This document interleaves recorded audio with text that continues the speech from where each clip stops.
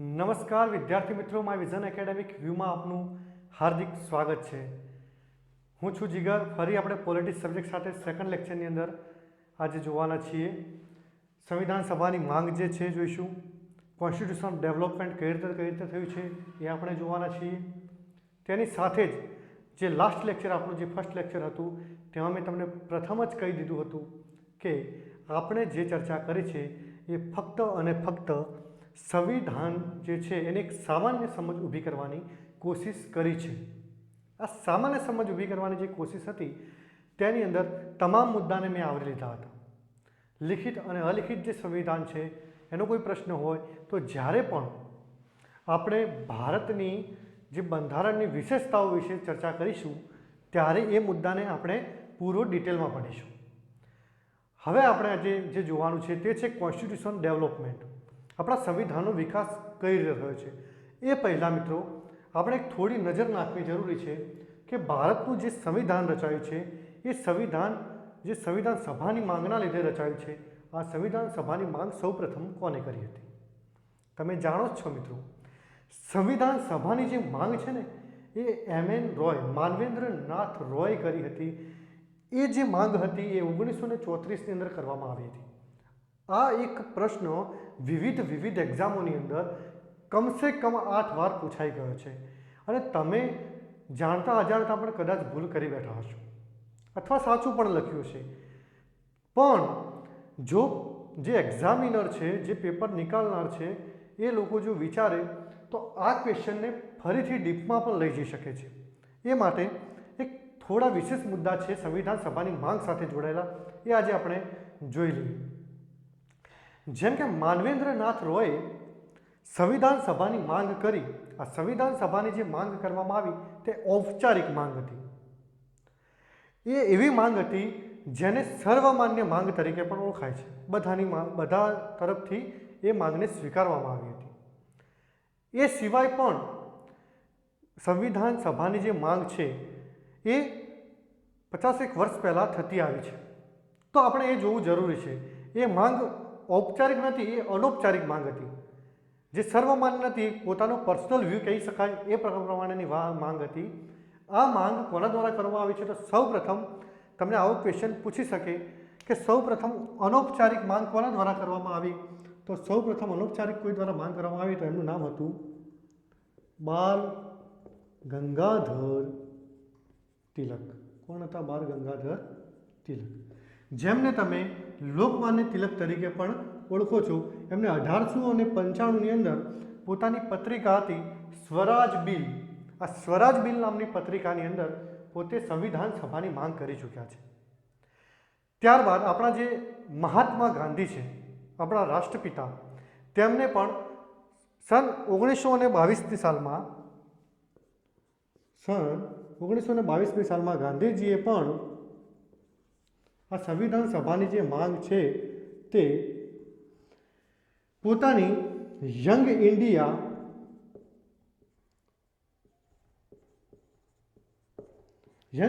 નામની જે પત્રિકા છે એમાં તેઓ પણ માંગ કરી ચૂક્યા છે। ત્યારબાદ આપણે જોઈએ તો સંવિધાન સભાની માંગ કોના દ્વારા થઈ છે તો જોઈશું કે એક નહેરુ કમિટી આવે છે, જે મોતીલાલ નહેરુના નેજા હેઠળ હોય છે, નહેરુ કમિટી। આ નહેરુ કમિટીએ પણ 1928ની સાલના સંવિધાન સભાની જે સંવિધાન રચવા માટે એક સભાની જરૂર પડે છે તેવી માંગ એ લોકો પણ કરી ચૂક્યા છે। અહીંયા હાઇલાઇટ કરવા જેવું છે, વાત ધ્યાને લેવા જેવી છે કે જ્યારે ઔપચારિક અને અનૌપચારિક આવે, ઔપચારિકમાં 3 લોકો આવશે, પણ વાસ્તવિક માંગ કોને કરી? તો એમ.એન. રોય દ્વારા 1934માં આ માંગ કરવામાં આવેલી છે। મિત્રો, સંવિધાન સભાની જરૂર શા માટે પડે છે? કોઈ પણ દેશનું બંધારણ રચવું હોય તો એ માટે વ્યવસ્થિત એક કમિટી હોવી જરૂરી છે। એ કમિટી જ સંવિધાન રચી શકશે। એ માટે મેં અત્યારે આ જે મુદ્દા હતા એ તમને સમજાવ્યા છે। આ સિવાય પણ સંવિધાન સભા થ્રુ વિવિધ દેશના જે બંધારણ છે બન્યા છે। એની એક સામાન્ય વાત હું તમને કહું તો અમેરિકાનું સંવિધાન જે છે આપણે જોઈશું। અમેરિકાનું ઉદાહરણ તરીકે જોઈએ, જે અમેરિકાનું જે સંવિધાન છે, આ યાદ રાખજો મિત્રો, કદાચ પૂછાઈ જાય તો અમેરિકાનું જે સંવિધાન કે બંધારણ જે છે તેની રચના 1787ની સાલમાં 1787ની સાલમાં એક કન્વેક્શન થાય છે, તેનું નામ છે ફિલાડેલ્ફિયા કન્વેક્શન. ફિલાડેલ્ફિયા કન્વેક્શન એટલે કે ફિલાડેલ્ફિયા સંમેલન જે થાય છે એના દ્વારા અમેરિકાનું સંવિધાન 1787ની સાલમાં રચાય છે.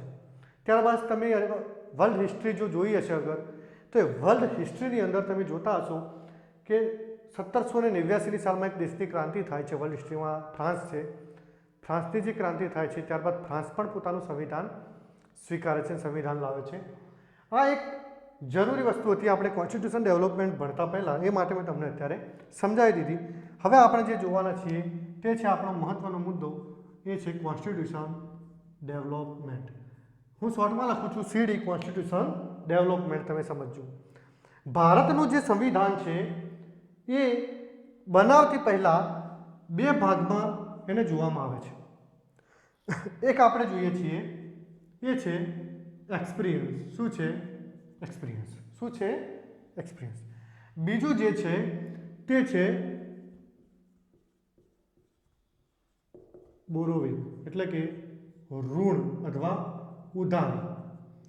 ઉધાર અથવા તમે ઋણ તરીકે પણ ઓળખી શકો છો. આ છે એક્સપિરિયન્સ, મતલબ કે અનુભવ.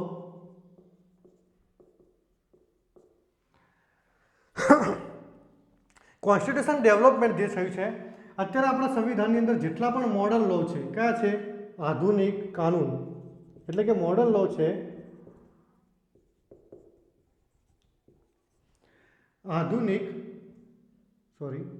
આધુનિક કાનૂન જેટલા પણ છે તે આધુનિક કાનૂન કોને આભારી છે? તો તમને ખબર હશે કે મિત્રો અંગ્રેજોના આભારી. આપણે જે નેક્સ્ટ ટોપિક અત્યારે જોવાના છીએ એની હું ચર્ચા અત્યારે અહીંથી કરું છું કે આધુનિક કાનૂન તમે 1773ના રેગ્યુલેટિંગ એક્ટથી શરૂ કરી, ચાર્ટર એક્ટ આવે છે, ત્યારબાદ તાજનું શાસન આવતા ભારત શાસન અધિનિયમ આવે છે, 1935 સુધી ભારત શાસન અધિનિયમ ચાલે છે, અને એના પછી પણ એક ભારત શાસન અધિનિયમ આઝાદ થયા પછી પણ આવે છે. આ તમામે તમામ જેટલા પણ આધુનિક લો છે એને આપણે શું કર્યા છે? અંગ્રેજો પાસેથી જે અંગ્રેજોએ જે કાનૂન બન્યા એનો આપણે શું કર્યો છે? અનુભવ કર્યો છે. શું કર્યો છે? અનુભવ કર્યો છે. એને આપણે અનુભવ્યા છે કે આપણા સંવિધાનમાં આ જે એમને કાનૂન લાવ્યા એમાંથી આપણે શું શીખવાનું છે. એ કોણ કરે છે? સંવિધાનની જે સભા છે એ વિચારે છે. જો સંવિધાન બનાવવું હશે તો જે એમને કાનૂન બનાવ્યા એમના પર વિચાર કરીને જ બનાવવા પડશે. બીજું હું લખ્યું છે અહીંયા બોરોવિંગ. બોરોવિંગ એટલે કે ઋણ અથવા ઉધાર. ઉધાર કઈ રીતે? શું સંવિધાનમાં કંઈ ઉધારનું છે? કંઈ બહારનું છે? ઘણા લોકો કહે છે કે આપણું સંવિધાન તો બધી જગ્યાએથી ભેગું કરીને લેવામાં આવ્યું છે. નહીં. અમેરિકાના સંવિધાનની અંદર એક પ્રોવિઝન છે, એ છે બિલ ઓફ રાઇટ્સ. શું છે? Bill of rights. એ બિલ ઓફ રાઇટ્સ જે છે ને મિત્રો, એ બિલ ઓફ રાઇટ્સને ભારતની અંદર લેવામાં આવ્યો છે. બિલ ઓફ રાઇટ્સને એને આપણે ફંડામેન્ટલ રાઇટ્સ, ત્યાં જે તેમના મૌલિક અધિકાર હતા ત્યાંની પ્રજાના, જે 1787માં જે સંવિધાન બન્યું છે એની અંદર જે બિલ ઓફ રાઇટ્સ રાખવામાં આવેલ છે, એ બિલ ઓફ રાઇટ્સ જે છે તે ભારતના સંવિધાનમાં રાખવા પડે, કારણ કે આપણે સિટીઝન નાગરિકો હતા. હવે નાગરિકો માટે અધિકારોની જરૂર પડી ત્યારે ભારતમાં પણ અમેરિકાથી ઉધાર લઈને, ઉધાર એટલે કે ત્યાંના સંવિધાનને સમજીને, કહેવાનો મતલબ કે જે લોકો સંવિધાન સભામાં હતા તેમાંથી તમામ રીડરોએ કમસે કમ 60 દેશના સંવિધાનને સમજ્યા છે અને ત્યાંથી જે વિશેષ બાબત લાગે છે તે આપણા સંવિધાનની અંદર ઉમેરી છે અને અનુભવ કરીને પણ લખેલ છે. એટલે તમે જુઓ છો કે બોરોઈંગ લીધેલું એટલે ફંડામેન્ટલ રાઇટ્સ તમે જુઓ છો કે અમેરિકાના સંવિધાન જેવા જ આપણે છે, એટલે ત્યાં બિલ ઓફ રાઇટ્સ કહેવાય છે, અહીંયા ફંડામેન્ટલ રાઇટ્સ કહેવાય છે. એટલે આ એક કોન્સ્ટિટ્યુશન ડેવલપમેન્ટ કઈ રીતે છે તો તમને પ્રશ્ન પૂછાય તો યાદ રાખો કે એક એક્સપિરિયન્સના આધારે, અને બીજું છે બોરોઈંગ, ઉધાર લીધેલું. નેક્સ્ટ આપણે જોવાના છીએ, હવે આપણે જે મૂળ મુદ્દા પર આવી જઈએ એ છે 1773નો રેગ્યુલેટિંગ એક્ટ. વિદ્યાર્થી મિત્રો, 1773નો રેગ્યુલેટિંગ એક્ટ એટલે તમે શબ્દ પરથી સમજો કે શબ્દની અંદર જે લખવામાં આવેલ છે કે રેગ્યુલેટિંગ. अगर रेग्युलेटिंग अथवा रेग्युलर कोई वस्तुने रेग्युलर तमे हाजरी पूरी हशे, शिक्षक घणीवार कहेता हशे कि तू रेग्युलर शाळामां आवे छे, मतलब कि तू नियमित कोईने कोई वस्तुने रेग्युलेटिंग शब्द लागे छे, मतलब ए छे कि आ जे पण एक्ट छे, जे पण कानून छे ए कोईने कोई वस्तुने रेग्युलेट नियंत्रित नियमित करतुं हशे। कोना माटे? शुं भारतीयोने? नहीं, ते भारतीयोने नियमित नहीं करे, परंतु ते नियमित कोने करशे? तो ईस्ट इंडिया कंपनी ने। कोने? ईस्ट इंडिया कंपनी ने। आ कानून फक्त कोने लागू पड़े छे? ईस्ट इंडिया कंपनी ने। तेनुं प्रथम प्रावधान आपणे जोईए। प्रथम विशेषता कानूननी ते छे के जे गवर्नर जनरल हता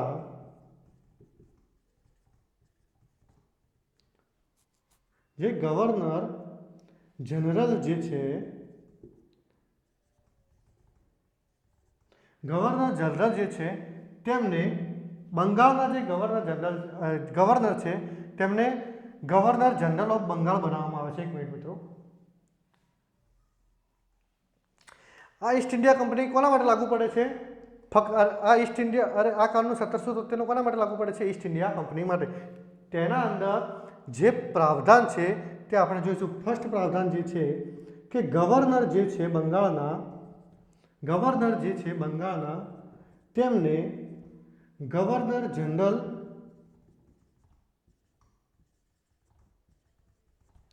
ऑफ बंगाल बनाववामां आवे छे। आ एक लाइन तमे दरेके रीड करी हशे, तमे जाणता पण हशो।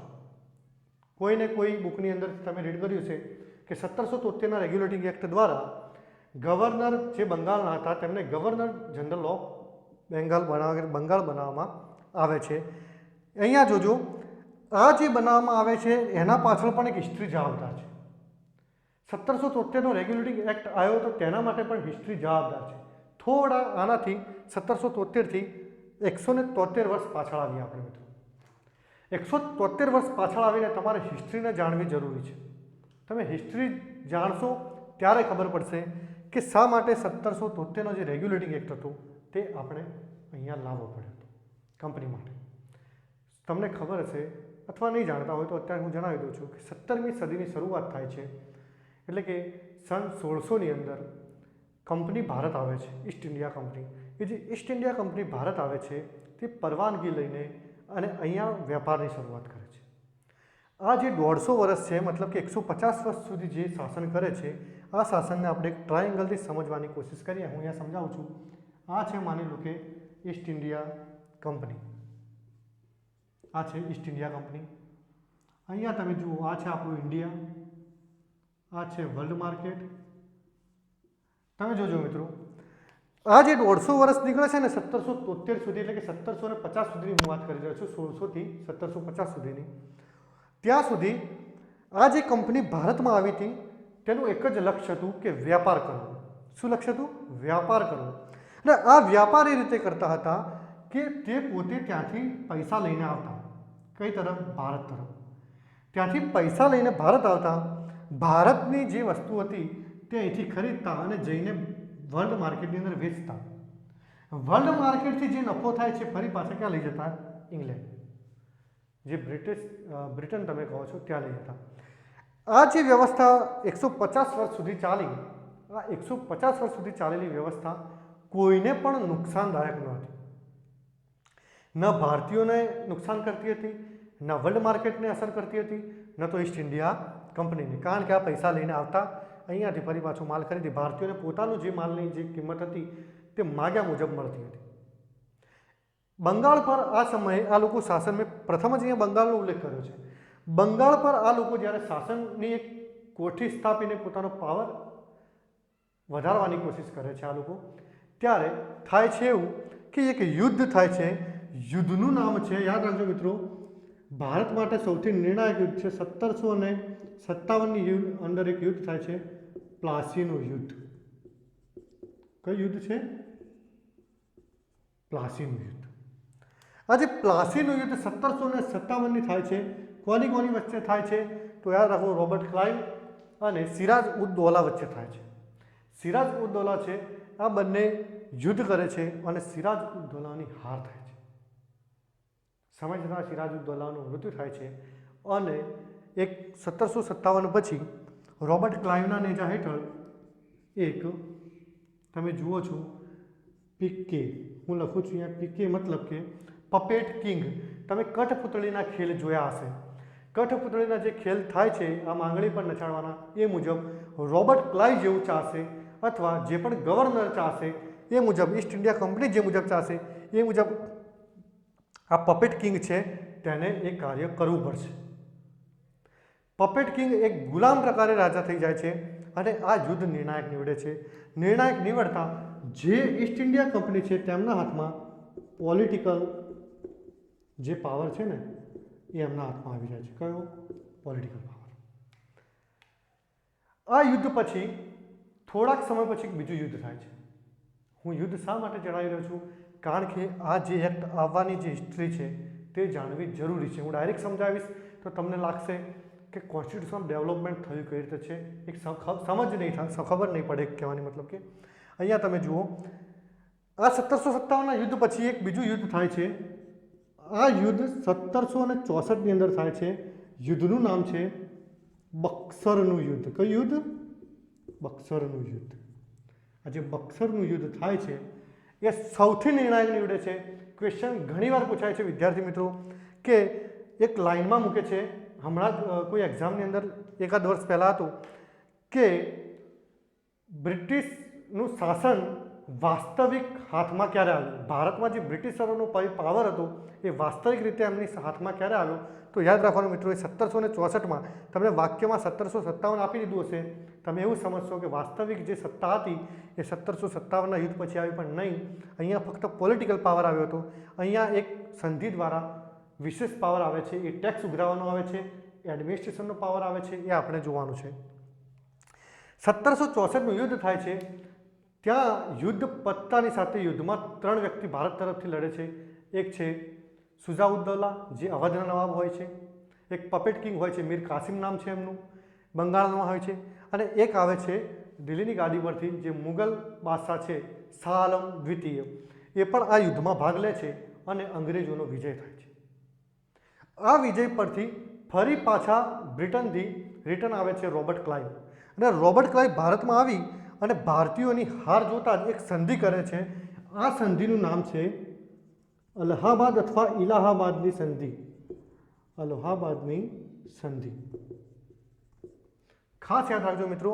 અલ્હાબાદની જે સંધિ થાય છે, આ અલ્હાબાદની સંધિ દ્વારા હારેલા વ્યક્તિ આ ઈસ્ટ ઇન્ડિયા કંપનીના હાથમાં એક પાવર આપે છે. એ પાવરનું નામ છે રાજસ્વ ઉઘરાવો. 3 રાજ્યનો રાજસ્વ ઉઘરાવવાના એમની હાથમાં પાવર આવી જાય છે. રાજ્ય એક છે, પ્રથમ છે બિહાર, સેકન્ડ છે ઓડિશા અને ત્રીજું છે બંગાળ. આ 3 જગ્યાના દીવાની રાઇટ્સ મળે છે, એટલે કે રાજસ્વ ઉઘરાવવાના રાઇટ્સ મળે છે, અધિકાર મળે છે. રાઇટ્સ મતલબ અધિકાર મળે છે. એ 3 જગ્યા છે બિહાર, ઓડિશા અને બંગાળ. આ 3 જે રાજ્યોની જેટલી પણ ભૂમિ છે, જેટલી પણ જમીન છે, એ 3 જગ્યાના જેટલા પણ રાજસ્વ આવશે, જે કર આવશે, અત્યારે જે તમે ટેક્સ ભરો છો ને, એવા જે ટેક્સ આવશે બધું કોણ ઉઘરાવશે? અંગ્રેજો. ઈસ્ટ ઇન્ડિયા કંપની જોડે જ આ પૈસા રહેશે. હવે કેવું થશે હું તમને સમજાવું છું. અહીંયા તમે જોયું ટ્રાયેંગલથી મેં અત્યારે સમજાવવાની કોશિશ કરી કે આ સમયે કોઈને દુઃખદ ઘટના હતી નહીં, પણ 1764 પછી આ જે સંધિ થાય છે, હવે એવું થાય છે કે ઇન્ડિયામાં જે એ લોકો પૈસા લઈને આવતા ને, એ પૈસાને શું કરી દેશે? બંધ. શા માટે? કારણ કે તમે જુઓ કે અલ્હાબાદની સંધિથી એમના પાસે પૈસા આવવાનું શું થઈ ગયું? શરૂ થઈ ગયું. શરૂ જેવું પૈસા આવવાનું થશે એટલે ભારતના જે પૈસા છે ઉપરથી તેઓ ક્યાં લઈ જશે? એમની તરફ. હવે જે વસ્તુ ખરીદવાની છે, આટલા દિવસ એમના પૈસાથી ખરીદતા, હવે જે વસ્તુ ખરીદશે કોના પૈસાથી ખરીદશે? ઇન્ડિયનના. કોના પૈસાથી? ઇન્ડિયનના પૈસાથી વસ્તુ ખરીદશે. અને ઇન્ડિયનના પૈસાથી વસ્તુ ખરીદશે એટલે ભારતીયોના જ પૈસા, વસ્તુ પણ ભારતીયોની અને નુકસાન પણ કોનું? ભારતીયોનું. પહેલાં બધાનું સૌહાર્દ જળવાતું હતું, હવે કોઈ સૌહાર્દ જળવાશે નહીં. આ સૌહાર્દ જળવાશે નહીં એટલે અહીંયાથી એ પાછા વર્લ્ડ બેંકમાં વેચશે, અહીંયાથી પણ નફો કમાશે. એટલે નફો કેટલા ગણો થશે? 2 થી 3 ગણો. અને આ જગ્યાનું નામ શું હતું? બંગાળ. આ બંગાળને એક સમયમાં એવું કહેવાતું કે આ સોને કી ચીડિયા હતું. ભારતને તમે એક સોંગના અંદર પણ સાંભળ્યું છે કે ભારત સોને કી ચીડિયા હતું. આ સોને કી ચીડિયા જો ભારત હતું તો એક ક્વેશ્ચન હું તમને અત્યારે આપું છું, એ તમે કોમેન્ટ બોક્સની અંદર મને જવાબના રૂપે આપજો કે ભારતને સૌપ્રથમ સોને કી ચીડિયા કોને કહ્યું. ઠીક છે, અત્યારે જે સોને કી ચીડિયા જે ભારત હતું તેને આ લોકોએ લૂંટવાનું શરૂ કર્યું. કોને? East India company. અને અઢળક ધન, લાખો કરોડો ખરબો રૂપિયા આ લોકો રાજસ્વ રૂપે અને વિવિધ રૂપે લઈ ગયા.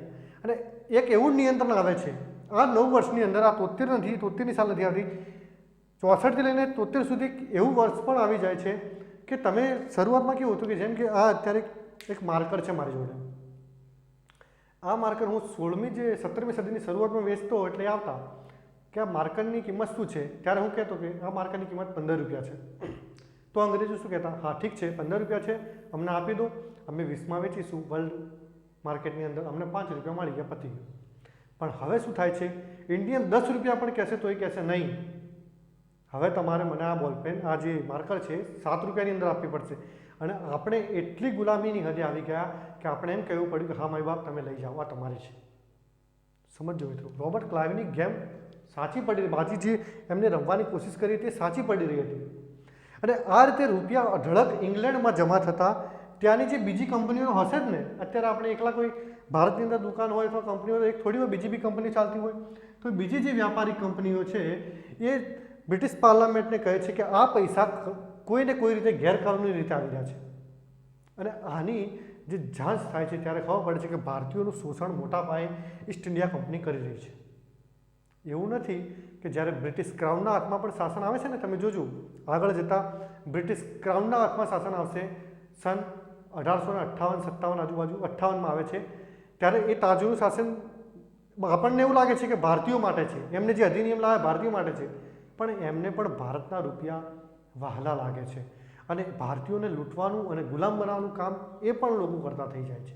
જોકે આ સમયે એમનો વિચાર એવો નહોતો, આ સમયે એમને ખબર પડી એટલે એમને સીધો એક એક્ટ લાવ્યો. એ એક્ટનું નામ છે 1773.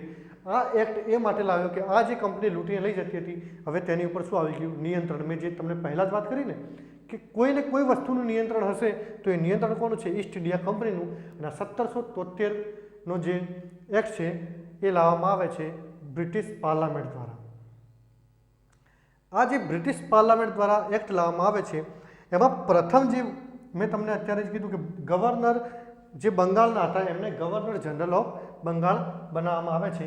આ વસ્તુને હું સાઈડમાં કરું છું. ત્યારબાદ હવે આપણે મેં તમને વાત કરી હતી કે ગવર્નર જનરલ ઓફ બેંગોલ શા માટે બનાવવામાં આવે છે. જ્યારે ઈસ્ટ ઇન્ડિયા કંપની ભારતમાં શાસન કરે છે ને મિત્રો, ત્યારે 3 તેમની પ્રાંતીય સરકાર છે. એક છે બંગાળ પ્રેસિડેન્સી છે એમની, એક બીજી છે બોમ્બે અને ત્રીજી છે મદ્રાસ. બોમ્બે, મદ્રાસ અને એક છે બંગાળ. આ 3 જગ્યાએ જો અગર આ લોકો શાસન કરી રહ્યા છે તો ત્યાં આ 3 જગ્યાએ એ લોકો જો શાસન કરી રહ્યા છે તો એનો મતલબ એ કે કોઈને કોઈ કંપની દ્વારા કોઈને કોઈ અધિકારી દ્વારા સ્વીકૃત થશે. કોઈ પણ અત્યારે તમે કંપની રાખો તો તમારે સીઈઓ, મેનેજર આ બધાને રાખવા પડે છે. કોઈ મેનેજર વિભાગમાં હોય, કોઈ મંત્રી વિભાગમાં હોય, કોઈને કોઈ કંપની એના દ્વારા ચાલતી હોય છે. તો આ જે બંગાળ, બોમ્બે અને મદ્રાસમાં જે કંપની ચાલતી એ કોઈને કોઈ હેઠળ દબાણમાં હતી, એમના અધિકારિક પ્રભાવમાં હતી.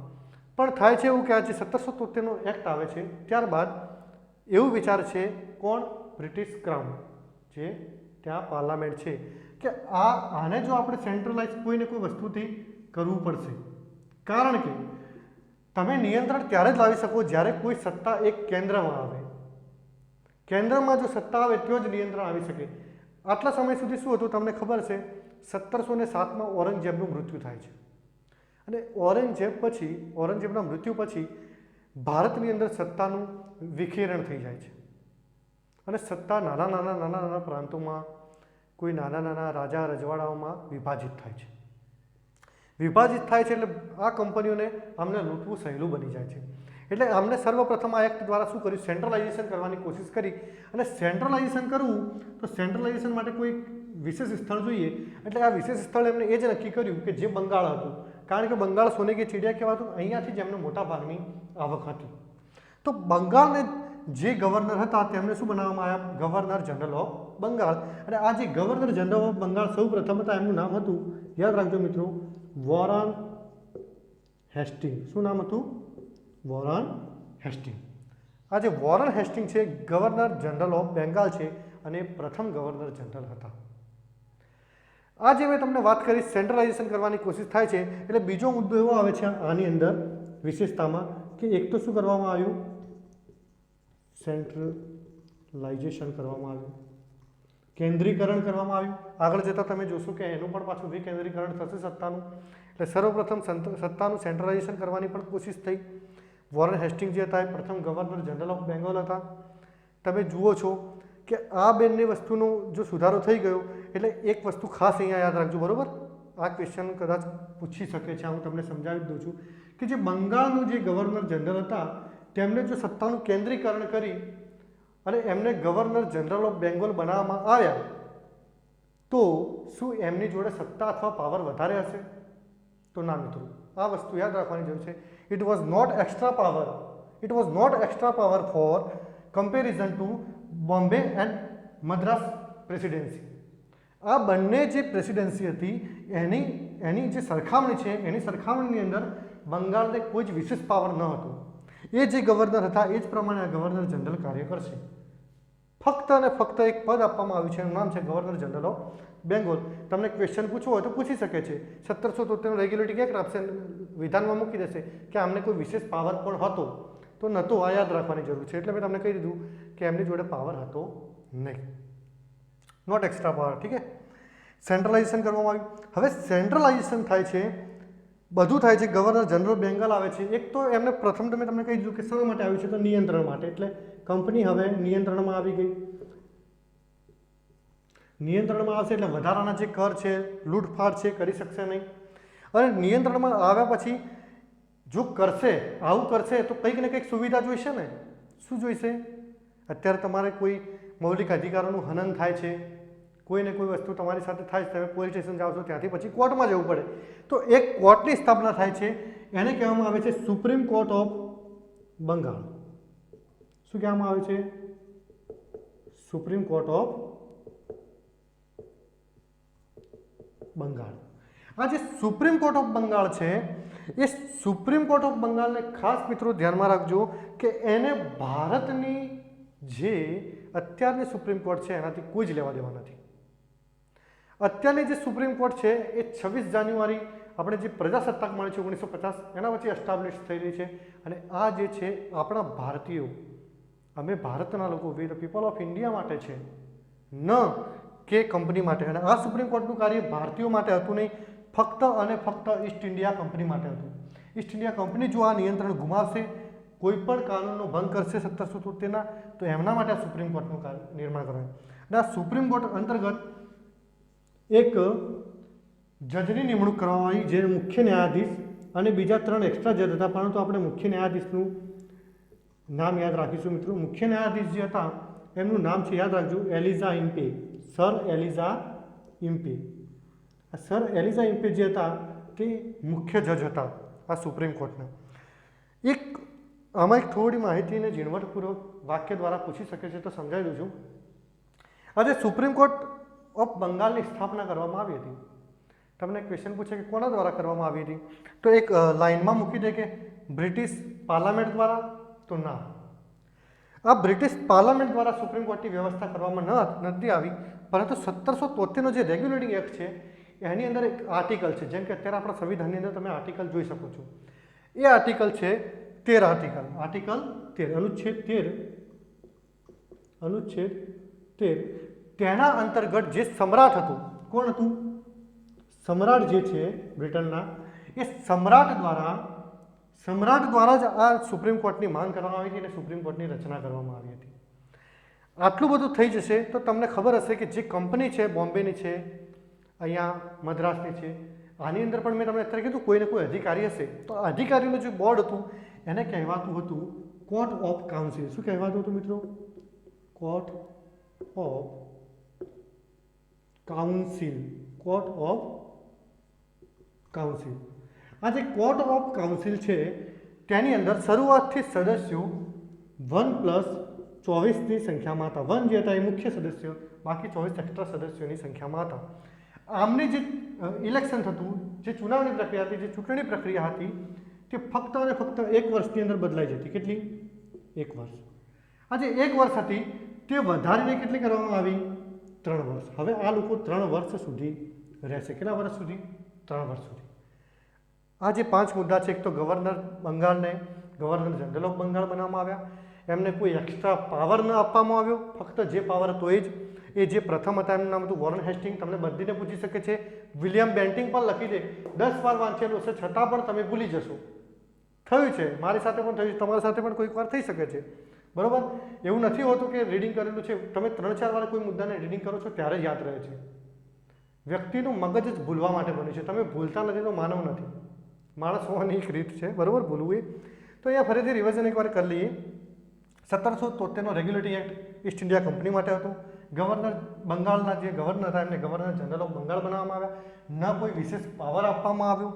ત્યારબાદ સત્તાનું સેન્ટ્રલાઇઝેશન એટલે કે કેન્દ્રીકરણ કરવામાં આવ્યું. નિયંત્રણ કરવામાં આવ્યું. નિયંત્રણ કરવામાં આવશે તો ત્યારબાદ સુપ્રીમ કોર્ટની સ્થાપના થાય છે. સુપ્રીમ કોર્ટ ઓફ બંગાળ જે ન્યાય કરશે, અને મુખ્ય ન્યાયાધીશનું નામ છે એલિઝા ઇમ્પે. કોના દ્વારા સુપ્રીમ કોર્ટની સ્થાપનાની માંગ કરવામાં આવી? તો સમ્રાટ દ્વારા, જે બ્રિટિશના સમ્રાટ હતા. અનુચ્છેદ 13 અંતર્ગત કરવામાં આવી હતી. અહીંયા જોઈશું તો કોર્ટ ઓફ જે કાઉન્સિલ જે હતી એમાં 1+24ના સદસ્યો 1 વર્ષે બદલાતા હતા, પણ હવે કેટલા વર્ષે થઈ જશે? 3 વર્ષે. આ જે મુખ્ય મુદ્દા હતા તે મેં તમને 1773ના રેગ્યુલેટિંગ એક્ટના સમજાવી દીધા છે. અહીંયા પણ મેં તમને આગળ સમજાવ્યું છે. કોન્સ્ટિટ્યુશન ડેવલપમેન્ટનું એક્સપિરિયન્સ, અનુભવ અને ઉધારના આધારે લેવામાં આવ્યું છે. અંગ્રેજો મુખ્ય એમના અંગ્રેજોને આભારી છે, જે આપણો અનુભવ છે. ઠીક છે? એટલે આ બધી વસ્તુ, બધી બાબતો મેં હિસ્ટ્રી સાથે સંકળાઈને તમને સમજાવવાની કોશિશ કરી છે કે 1773નો રેગ્યુલેટિંગ એક્ટ શા માટે આવ્યું. હવે આપણે હિસ્ટ્રી સાથે વધારે જોડવાની જરૂર નથી. હિસ્ટ્રી જોઈશું જેમ કે અત્યારે આગળ 1813ના એક્ટની અંદર એક શિક્ષણ પદ્ધતિની વાત થાય છે ભારતીયો માટે, તો એની અંદર આપણે થોડી હિસ્ટ્રીને જોઈશું, કારણ કે ત્યાં રાજારામ મોહન રાયે પણ થોડી માંગ કરી હતી ઇંગ્લિશ શિક્ષણની. તો એ આગળ હિસ્ટ્રી સાથે જોડવું એટલા માટે છું મિત્રો કે જે કોન્સ્ટિટ્યુશન જે છે ને આપણું બંધારણ, એ દરેક વિષયને આવરી લે છે. તમે જોજો, કોઈને કોઈ, ધારો કે હિસ્ટ્રી સબ્જેક્ટ સાથે અત્યારે હું તમને આ જોડ્યું ત્યારે તમને ખબર પડશે કે 1773નો રેગ્યુલેટિંગ એક્ટ શા માટે આવ્યો. બાકી તો તમે ડાયરેક્ટ ભણી લેશો તો તમે ખાલી આ 5 મુદ્દા બી યાદ નહીં રાખી શકો. તમને લાઇન ટુ લાઇન નહીં ભણ્યા હોય તો તમને ખબર નહીં હોય. અને તમે જુઓ, અભ્યાસક્રમની અંદર અગર હિસ્ટ્રી આપવામાં આવી છે તો હિસ્ટ્રીનું કોઈ ને કોઈ મહત્ત્વ છે. જેમ કે તમે જુઓ છો કે સિંધુ ઘાટી સભ્યતાની વાત કરું તો એનાથી ઊંચી સભ્યતા અત્યારે હોઈ શકે? એ લોકોનું ગટર વ્યવસ્થા તમે જુઓ, ભૂગર્ભ જળની વ્યવસ્થા જુઓ, એ લોકોની મર્યાદાની બાબતમાં તમે જુઓ, એ લોકોના યજ્ઞકુંડ હવન જુઓ. અત્યારે પણ તમે યજ્ઞ કરો છો ને, અત્યારે બ્રાહ્મણ ભાઈઓ કરે છે, આપણા ઘરે પણ આપણે યજ્ઞ કરાવીએ છીએ. તો આ પ્રથા ક્યાંથી ચાલતી આવી છે? ઠેઠ આદિકાળથી ચાલતી આવી છે. 5000 વર્ષ પહેલાં ચાલતી આવી છે. 5000 વર્ષ પહેલાં એ લોકોએ વિચાર લીધું હતું કે કાટખૂણા શું છે, રોડ કાટખૂણે છે ને. 5000 વર્ષ પહેલાં એ લોકોએ કૂવા, બાથરૂમ જેવી વ્યવસ્થા કરી નાખી હતી.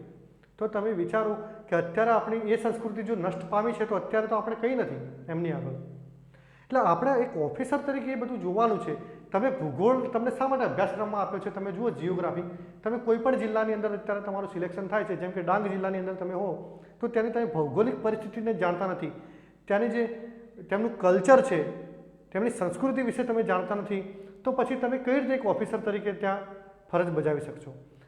ઓફિસર તરીકે તમે ત્યાં આગળ જ્યારે બેઠા હો છો ત્યારે સંસ્કૃતિ, તેમનું જે જિયોગ્રાફી છે એ જિયોગ્રાફી તમને ખબર હશે ત્યારે તમને એમની ખેતીની સમસ્યાઓ છે આ બધી તમને ખબર પડશે. આ બધા વિષય એકબીજા સાથે સંલગ્ન છે, એટલે જ મેં હિસ્ટ્રીને અત્યારે પોલિટી સાથે જોડીને તમને સમજાવી છે. મિત્રો, આપણો સેકન્ડ લેક્ચર હતું. સેકન્ડ લેક્ચરની આપણે જે પ્રથમ એક્ટ હતું 1773નો રેગ્યુલેટિંગ એક્ટ કોન્સ્ટિટ્યુશન ડેવલપમેન્ટનું, એ આપણે જોઈ લીધો છે. આગળ આપણે ચાર્ટર એક્ટ અધિનિયમો, પિટ્સ ઇન્ડિયા એક્ટ છે એ ભણીશું, અને આ જ રીતે આપણે આપણા લેક્ચરને ડિટેલની અંદર ભણતા જઈશું. મિત્રો, અમે અમારું ખાલી એટલું જ લક્ષ્ય છે કે તમે ઘરે બેસીને અભ્યાસ કરી શકો. અને આ જે મારું લેક્ચર છે, આ લેક્ચરને જુઓ, લાઈક કરો, શેર કરો અને સબસ્ક્રાઈબ કરો.